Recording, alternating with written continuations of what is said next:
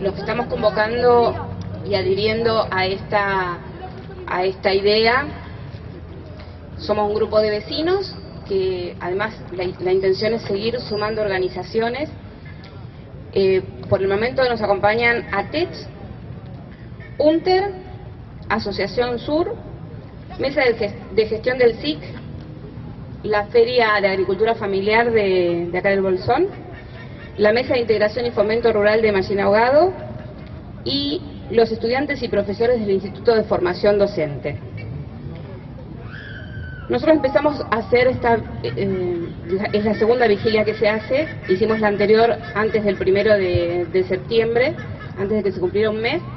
La intención es sumar a distintos tipos de actividades para seguir visibilizando esto que no nos podemos permitir en democracia, que es una desaparición forzada.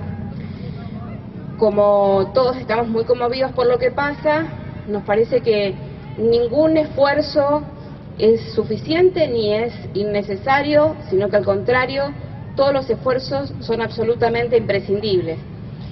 Y como esta fecha, justo 16 de septiembre, se conmemoraba la Noche de los Lápices, convocamos para esta primera parte de la actividad a una clase pública, si es clase, si no es clase, si es charla abierta, no importa, son cuestiones técnicas.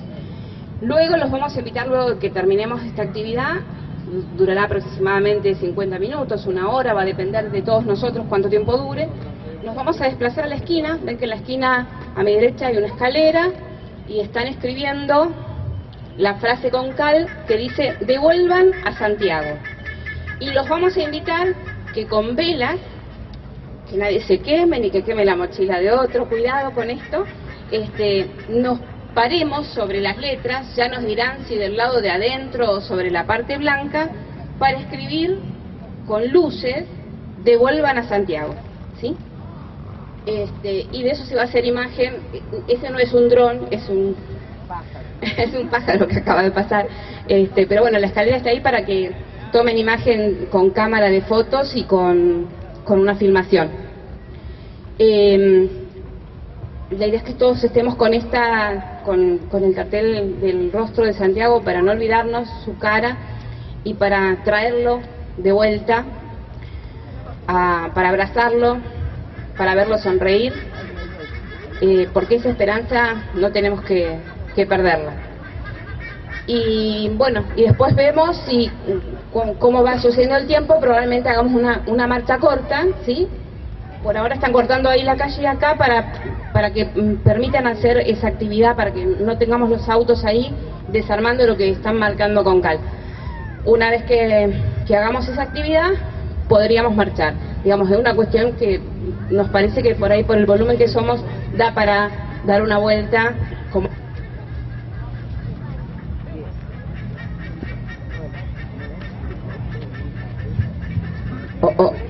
Como hicimos la otra vez, llegar hasta el monumento que está allá en el Banco Nación y regresar. Bien, los profes que nos acompañan se van a presentar ellos mismos, no es que yo no sepa los nombres, sino que quiero que se presenten ellos, porque el protagonismo en este momento es de ellos y de los que vamos a preguntar, participar, vamos a estar abiertos a un poquito de preguntas, ¿sí? Bueno, ahí va.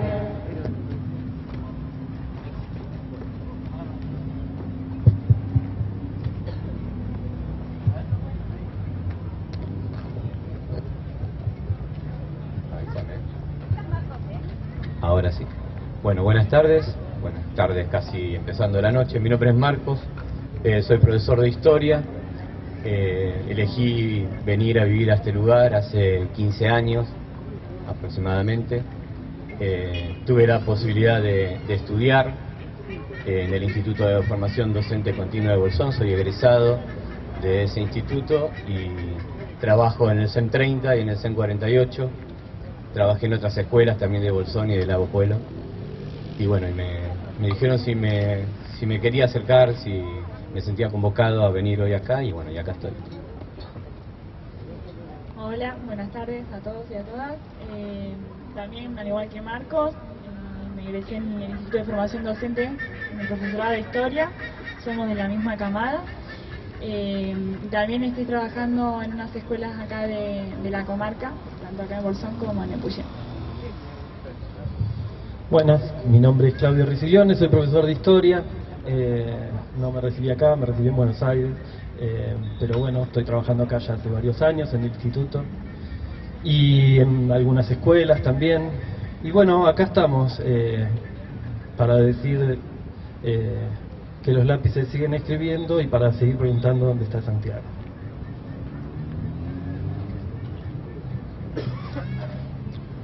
Hola, buenas tardes a todos y a todas. Bueno, desde ya agradecer la concurrencia y mi nombre es Facundo, doy clases de filosofía en la escuela número 30 y bueno, y muy contento de poder compartir este espacio. Bueno, y nos juntamos en un ratito ayer y dijimos, bueno, ¿por dónde arrancamos? Y repartimos un poco de qué íbamos a hablar cada uno y me tocó empezar, así que se van a tener que bancar que empiece. Lo pensé primero con dos partes, una más de contexto histórico en el momento donde ocurre la desaparición forzada de personas, en este caso el 16 de septiembre de 1976, operativo realizado por el ejército, conocido como la Noche de los Lápices, que trascendió con una película que se filma 10 años después. Y entonces pensé, bueno, teniendo en cuenta esto, vamos a hacer primero un contexto de qué pasaba en ese momento, en el 76, y qué me toca vivir a mí 10 años después como militante secundario, en un contexto similar, pero a poquitos años de que había terminado la dictadura, en otra vez la misma lucha y otra vez algunas represiones y algunas cuestiones que fueron pasando.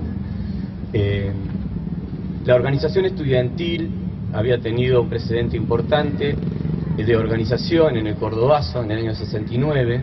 Los estudiantes secundarios empiezan a ser actores importantes de la vida política, trabajando en conjunto con los obreros, en la consigna Obreros y Estudiantes Unidos Adelante, era lo que aglutinaba a los jóvenes. Es un momento importante después de la llegada de Perón y después de la primavera de Cámpora y el inicio del gobierno de Perón, la muerte de Perón y el gobierno de Isabel y todo lo que fue pasando en ese momento. Los estudiantes empezaban a tener una necesidad de organizarse importante porque aparte empezaban a ser obreros ellos también. En el año 75 la lucha por el boleto estudiantil, que fue muy fuerte en distintos lugares del conurbano, pero sobresale lo de La Plata, los hechos de La Plata del año 75, que empiezan a organizarse en el invierno del 75 y culminan con grandes movilizaciones y otorgan el boleto estudiantil secundario a partir de la lucha de los jóvenes de La Plata. Primer lugar es La Plata. Termina con ese triunfo donde los jóvenes entienden que a partir de la organización pueden lograr cosas. Y en este caso era esto, ¿no? Empezaba a haber problemas económicos que hacía que muchos pibes no puedan ir a la escuela y el boleto estudiantil podía ser un paliativo para que esto no pase. Las organizaciones en ese momento no había tanto problema con la participación político-partidaria. De hecho, los centros de estudiantes se organizaban bajo partidos políticos, la UES peronista, la Unión de Estudiantes Secundarios, la coordinadora que coordinaba a los centros de estudiantes que no eran peronistas, a la Federación Juvenil Comunista, la Juventud Evarista, Franja Morada, entre otras organizaciones que respondían a distintos partidos y la participación era partidaria en ese momento, y tanto cosa que después los 90 nos despojaron de poder sentirnos identificados con esto. El 16 de septiembre del año 76, el operativo de la Noche de los Lápices se hace fuerte, desaparece gente no solamente de La Plata, sino de distintos lugares del conurbano bonaerense. Estudiantes secundarios de entre 14 y 18 años son desaparecidos de su casa ese día. Pocos días después van por los que no pudieron levantar ese día porque estaban marcados, no fue al azar, fueron personas identificadas con la organización de estudiantes, secuestrados de sus casas. El caso de Pablo Díaz fue días después, que es el único sobreviviente de La Plata. Hubo otros más del operativo, pero de La Plata es Pablo Díaz. Es secuestrado primero en La Plata, los llevan a Arana, al campo de Arana, lo tienen 3 días secuestrado ahí, y después pasa 3 meses en el pozo de Banfield, hasta que deciden pasarlo a lo que denominaban en ese momento PEN, el Poder Ejecutivo Nacional. Está 1 año detenido y después es liberado. El testimonio, o sea, el tema de que haya sido liberado en ese momento nos deja un testimonio clave, que es el que después, 10 años después, va a dar el argumento para esa película que se estrena el 4 de septiembre de 1986. La aparición, como él lo que empieza a contar es quiénes son los compañeros desaparecidos. Piensen, no sé, hay mucha gente de mi edad que sabe que hasta que aparece esa película como un testimonio de lo que había pasado, muchos desconocíamos eso. Fue importante que aparezca en un punto, y fue en otro punto otra forma también de alguna manera frenar lo que pasaba, y ahí me meto con la cuestión de la anécdota. En el año 86 yo tenía 15 años y militaba en la Federación Juvenil Comunista y en el Centro de Estudiantes. Empezábamos a organizar de vuelta la movida por el boleto estudiantil secundario, porque yo vivía en Florencio Varela, en Buenos Aires, y era algo necesario.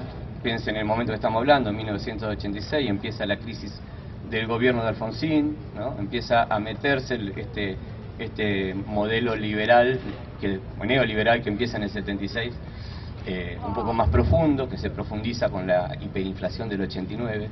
Entonces, la lucha por el boleto estudiantil volvía a ser una de las cuestiones que empezó, o de los conflictos que empieza a aglutinar a los estudiantes de vuelta. Se forma la UCEB en Berazategui, la Unión de Centros de Estudiantes de Berazategui. Se forma la Federación de Estudiantes Secundarios en Capital, y empieza a formarse la Federación de Estudiantes Secundarios en distintos lugares del conurbano bonaerense. Las marchas son muy grandes. Cuando convoca la FES en Capital, van gente de todo conurbano y se hacen movilizaciones muy muy grandes. Hablamos en el año 87, 88 de 25.000 pibes en la calle, que eran números importantes. Y es interesante porque la película aparece en el 86 en el cine, pero parece que no había pegado tanto. En el 88 la pasa por televisión, creo que Telefe, y tuvo una repercusión importante para los que estábamos un poco más comprometidos, que pudimos ver cómo Héctor Olivera, que es el director de la película, pone en imágenes ese relato que hace Pablo Díaz, que nos estremeció mucho, pero a muchos nos dio fuerza, pero también metió mucho miedo en su momento, e hizo que muchos dejaran de participar. Pero bueno, por suerte al poquito tiempo eso pasó y volvimos a la calle como siempre. Hoy a la mañana iba a acompañando a un amigo a Esquel, y pasamos por el frente de la LOF Usamen, donde está la imagen de Santiago, y fue como volver 41 años atrás, porque hoy se cumplen 41 años de la desaparición forzada de un montón de jóvenes. Se cumplen muchos años de otros tantos, porque no son los chicos de la noche de los lápices, son 30.000 desaparecidos, y hoy estamos hablando de uno más, en un contexto distinto, aparentemente, pero fue muy doloroso pasar y ver la foto de Santiago, ahí, la imagen de Santiago con una bandera, haciéndonos recordar que hay un desaparecido, una desaparición forzada de persona en democracia, en este momento, y lo primero que me vino a la cabeza es una frase que la decíamos mucho y la escribíamos mucho en esos momentos de militancia donde éramos chicos, y es que podrán cortar todas las flores, pero nunca detendrán la primavera. Aparición con vida de Santiago Maldonado.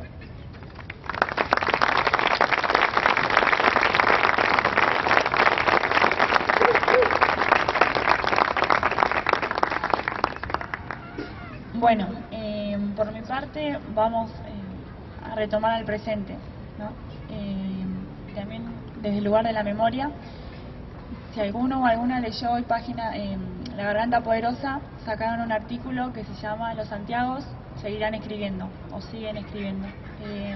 Me parece que esa frase resume la participación de muchos y muchas de las que estamos acá, y ese artículo fue escrito por Emilce, una de las pocas sobrevivientes. Emilce, militante, mujer. Eso está bueno también no olvidarlo, por la violencia sexual que sufrieron también las mujeres, que muchas veces cuando se toca el terrorismo de Estado no se incluye. Por todas las chicas también que fueron desaparecidas forzadamente y todo lo que sufrieron ahí, además de las torturas psicológicas y lo demás. Voy a leer un fragmentito nada más que dice: hace pocos días, en la marcha por Santiago, me encontré con mis viejos compañeros nuevamente gritando aparición con vida. Y no se imaginaban el dolor que sentimos, porque sinceramente pensamos que nunca íbamos a necesitar volver a gritarlo. Pero sí, esto está sucediendo. Estamos retrocediendo. Y no alcanza con preocuparse, hay que mantenerse alerta, porque cuando hablan de la grieta como algo nuevo, tienen de olvido a toda esa gran parte de la sociedad que supo avalar una dictadura sangrienta. Si esa no es la grieta ¿dónde está? Me parece que está bueno este artículo y este fragmento para ponernos a pensar también el rol de la educación, el rol de los medios que tiene ahora, ¿no? El rol de nuestra participación, de cómo, si bien las formas de militancia, de organización son distintas, muchas veces produce que nos desunamos entre todos nosotras y nosotros y no tomemos la lucha, por ejemplo, de los estudiantes, la lucha conjunta, y nos ganen muchas veces las diferencias. Entonces, como profesora también en la secundaria y teniendo 25 años, también no la viví, pero a mí la verdad que siempre me pegó y me pega muy fuerte esta fecha. Está bueno pensar qué los motivaba a ellos y a ellas a participar y qué nos motiva o los motiva ahora a los adolescentes, qué cambió, qué sigue y por qué muchas veces escuchamos a decir a los adolescentes algo habrá hecho, palabras que a mí me talaran el corazón. ¿Y qué hacía ahí? Palabras que parecen que están sin memoria, pero tienen un objetivo. El nunca más muchas veces parece que no tiene un efecto. Entonces, a los docentes, acá estaría bueno, quizás nos vemos todos pasados por esta cuestión de decir qué estamos enseñando, qué tipo de memoria estamos enseñando y cómo nos sirve para ver cuánto tenemos que modificar, ¿no? Y a los chicos y las chicas motivarlos a que participen, que ellos son, digamos, no sé, eso lo siento yo, pero nos tienen que mantener siempre luchando. Perdón. Que Santiago no puede quedar en una desaparición forzada, que Santiago no puede quedar solo en el olvido, que Santiago tiene que estar en nuestros corazones en el momento en que nos despertamos y no olvidarlo. Porque ayer fue en Santiago, mañana puede ser y está haciendo un montón de jóvenes que están siendo reprimidos por la policía, que están siendo maltratados también en las escuelas. Ahora está mal hablar de derechos humanos en las escuelas porque se confunde política partidaria con la política, cuando si no todo lo que hacemos es política, ¿no? Somos seres políticos, somos sujetos históricos, sociales, entonces no hay que olvidar eso. Entonces quizás nuestro camino como educadores y educadoras, por eso nos invitó también Silvia, es ver las formas de unirnos frente a las diferencias, llegar a acuerdos dentro de lo posible y motivar a los chicos y a las chicas, porque aunque suene una frase muy cliché, ellos son el futuro. Y de ellos y de nosotros también depende que no se vuelvan a repetir las atrocidades. Y para terminar, porque parece desesperanzador, me gustó esta frase también, que donde termina el artículo, que dice: aún así, hoy, ahora, aquí, este 16 de septiembre, aunque la noche pega dura y el día a día mucho más, siento un profundo alivio al ver tantos jóvenes resistiendo a la naturalización de otra desaparición forzada, gritando y preguntando por sus gargantas o sus lápices eso que debería responder el Estado: ¿dónde está Santiago Maldonado?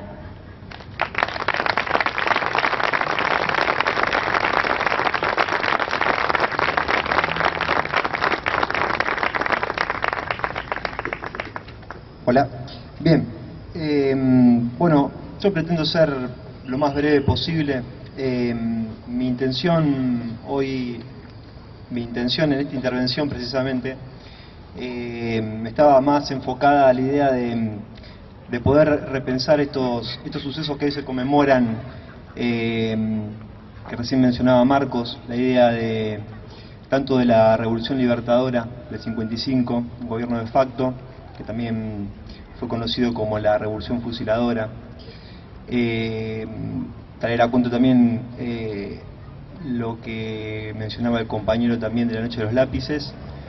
Justamente hoy yo me acordaba, escuchando la radio, que hoy se conmemoraba también la muerte de Víctor Jara, desaparecido en manos de la dictadura de Pinochet. De modo, ya que estamos, es bueno recordarlo. Y ciertamente lo que acá nos convoca, que es la desaparición de Santiago Maldonado en manos de Gendarmería Nacional en el off de Cuyamen. El objetivo de esta intervención está enfocado un poco a la idea de poder hacer un paralelismo entre estas fechas y poder reflexionar. Yo les propongo esta reflexión porque cuando se trata de reflexionar se trata de abrir puertas y de cerrar pocas, pero si alguno quizás hoy llega a su casa y sigue pensando en esto, puede ser algo fructífero.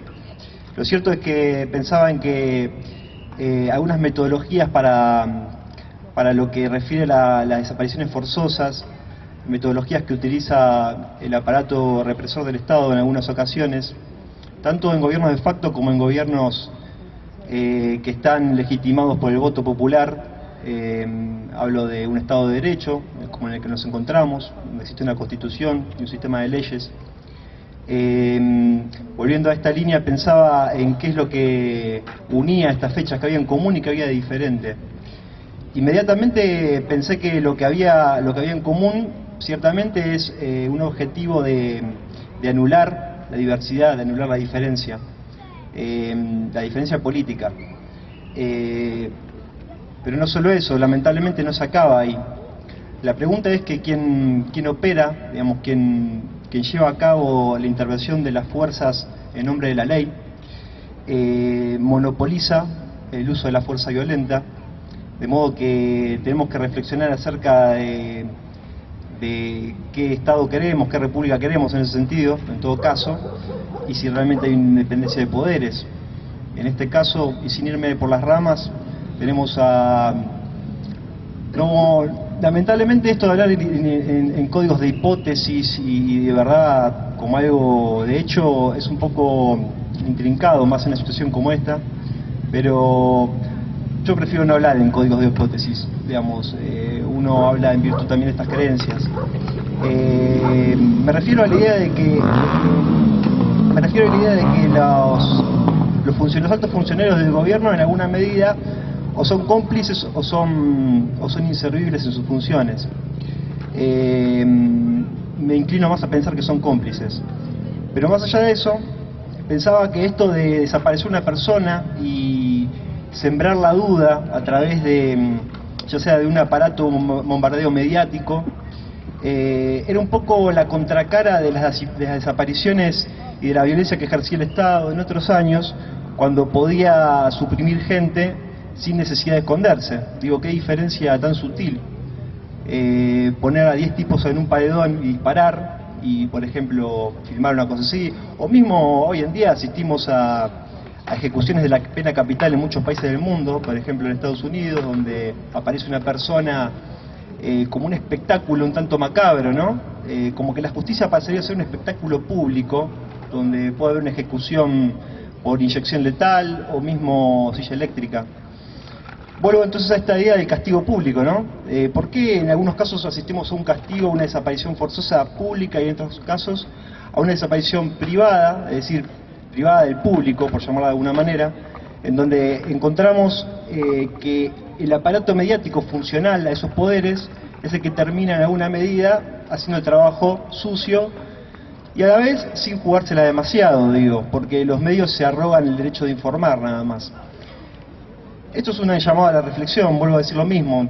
Yo no podría más que defender con palabras lo que digo, de una línea argumentativa. Pero para volver a esta idea, a este paralelismo, a las similitudes y las diferencias entre estos 4 acontecimientos que comentaba recién, digo, hay algo que cambia, ¿no? Porque en un Estado de Derecho, con un gobierno popular elegido en la urna por todos nosotros, nos encontramos que ese Estado que monopoliza la fuerza es el mismo que desaparece gente en circunstancias por lo menos oscuras, y no solo eso, sino que es juez y parte, porque claramente no hay independencia de poderes.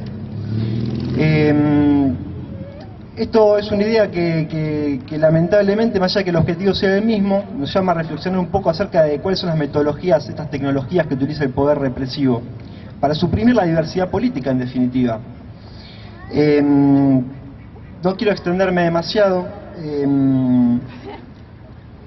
quiero volver a esta idea de que el castigo tanto público, la desaparición pública, un fusilamiento, una ejecución de pena capital pública, tiene un efecto adoctrinador, un efecto ejemplificador sobre la gente.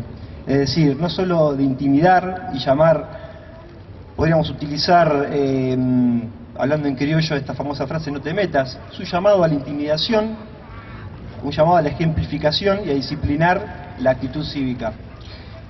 La invitación, por mi parte, es a no dejarnos intimidar. De hecho, todos los que están acá es porque en alguna medida no estamos dejando intimidar. Para cerrar, quiero pensar o invitarlos a ustedes a pensar en torno a esta necesidad de que el poder político, en este caso, no solo se limita a perseguir y a marcar gente. En efecto, eso está pasando en esta comunidad, digo, no, la realidad no está tan lejos, sino que también se dedica a sembrar este miedo y a anticiparse al problema. Esto es central, digo, no solo suprime al enemigo, al que considera un enemigo político, sino que siembra, digamos, el miedo, en definitiva, entre toda la comunidad a atenerse al quietismo, es decir, a la inactividad, a no hacer nada. Esto es una prueba contrafáctica de eso. Toda la gente que está acá, las marchas y lo que está sucediendo a nivel nacional. Por último, y para cerrar, pensar esta idea de que el poder necesita también de enemigos para poder justificar sus actos. Es decir, si no hubiese enemigos, el poder político no necesitaría para nada ningún tipo de enemigo. En todo caso, los creamos. Y si no los creamos, los engrandecemos. Y si no, no los aniquilamos, los dejamos que sigan con vida, pero no lo suficiente como para poder darnos vuelta a la tortilla. Nada, muchas gracias por escuchar, muchas gracias a la gente que nos prestó este espacio, a los organizadores, y esperemos, obviamente, que este reclamo de justicia y de verdad sea inclaudicable y en ninguna medida y bajo ningún concepto, bajo ninguna intimidación, se acabe hasta saber la verdad. Muchas gracias.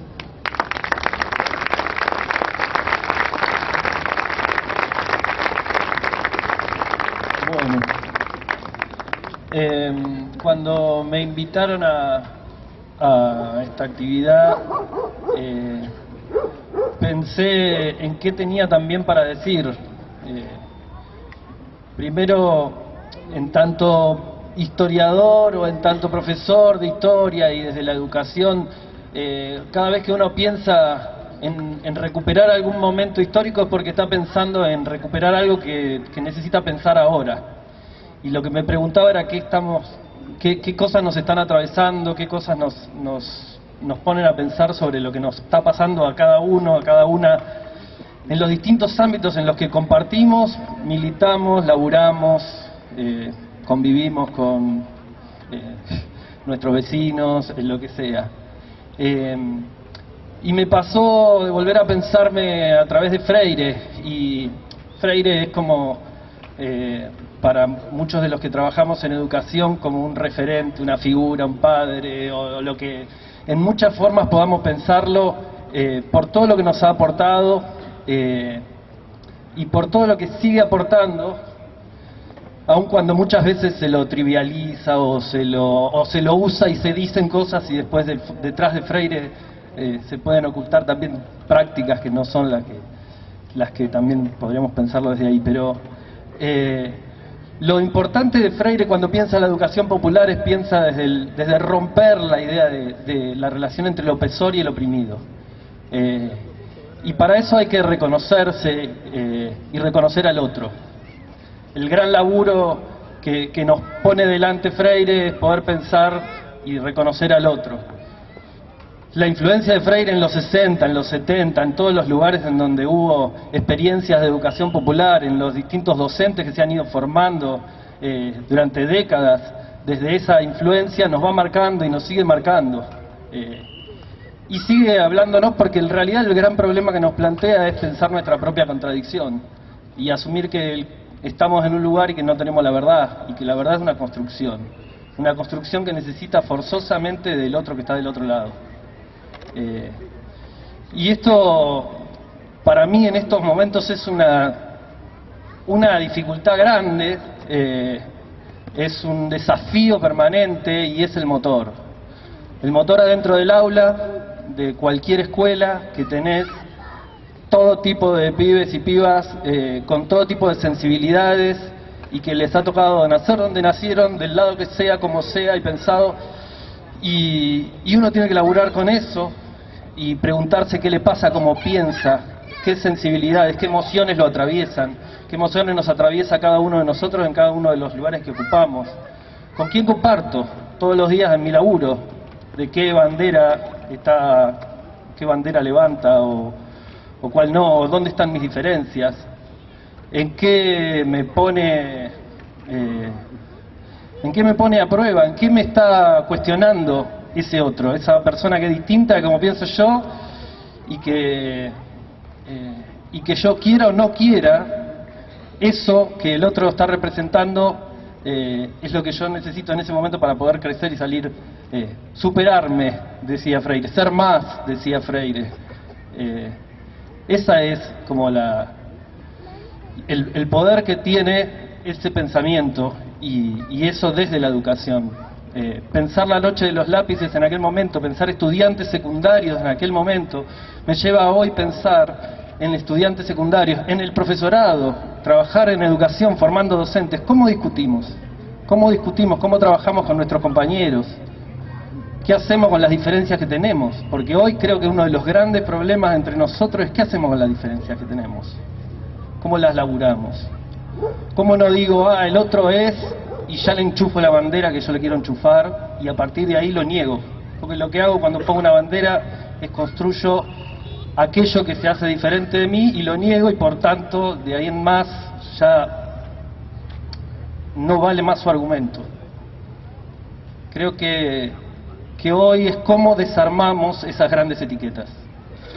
Porque además es lo que de algún modo nos quieren imponer. Grandes etiquetas, pensamiento binario, buenos y malos, blancos y negros, argentinos y chilenos, argentinos y mapuches, nosotros y los otros. Y lo pienso desde ahí, y lo puedo pensar, todas las grandes construcciones que se hacen binarias, la cuestión de género, siempre hay alguien arriba y alguien abajo, siempre hay alguien que tiene el poder y alguien que no lo tiene. ¿Cómo desarmamos esa idea pensándonos entre nosotros? Y me sigue generando grandes preguntas, porque en realidad, de hecho, una de las cosas que dice Freire, nosotros no tenemos grandes capacidades de aportar verdades, casi ninguna diría, lo que podemos aportar es preguntas, problematizar. ¿Cómo trabajamos el problema de las fuerzas represivas en un contexto donde cuánta parte de la población forma parte de, y en qué barrios vive, y quiénes son, y quiénes somos, y cómo me vinculo con eso, y cómo acepto mis propias contradicciones, en dónde yo estoy encarnando lo mismo que estoy criticando. Y cuando nos empezamos a meter para adentro son demasiadas las veces en lo que lo estamos haciendo, y por eso a veces es difícil decir, no, tal hizo tal cosa y está parado en aquel lugar, o aquel que tiró piedras, y cómo me paro para cuestionar o para criticar, los niveles de implicancia que tiene cada uno en las situaciones también. Son muchas las dificultades que nos presenta el pensarnos y el pensarnos en la diferencia. Yo creo que son muchas las cosas que nos van cruzando y que pensar a la noche de los lápices, pensar la educación, pensar los pibes, pensar lo que nos está pasando, es pensar cómo construimos colectivamente, cómo sumamos y cómo no creamos ¿Cómo no nos subimos a esa cuestión que van creando? A veces me preguntaba, ¿cómo fue antes de la dictadura? Y yo creo que hay algo de eso que fue antes de la dictadura que nos está sucediendo. Están construyendo y están implantando ese pensamiento binario, nosotros y ellos.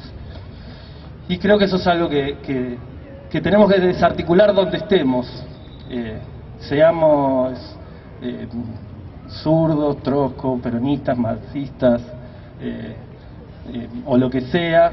Donde estemos interviniendo tenemos que poder pensarnos sumando y no dividiendo y no rompiéndonos entre nosotros. Y en ese sentido, en esto de las etiquetas, y para cerrar, no es casualidad que ese otro más fuerte que están queriendo construir hoy sean los mapuches. Hace 130 años, por decir un número, la conquista del desierto se hizo desde el discurso de que ellos eran ese otro, esos bárbaros que había que eliminar, y no es casualidad que hoy nuevamente ellos sean ese otro interno que hay que eliminar. Santiago estaba ahí, Santiago estaba acompañando eso, y desde ese lugar, ¿dónde está Santiago Maldonado? Y no tengo más para decir.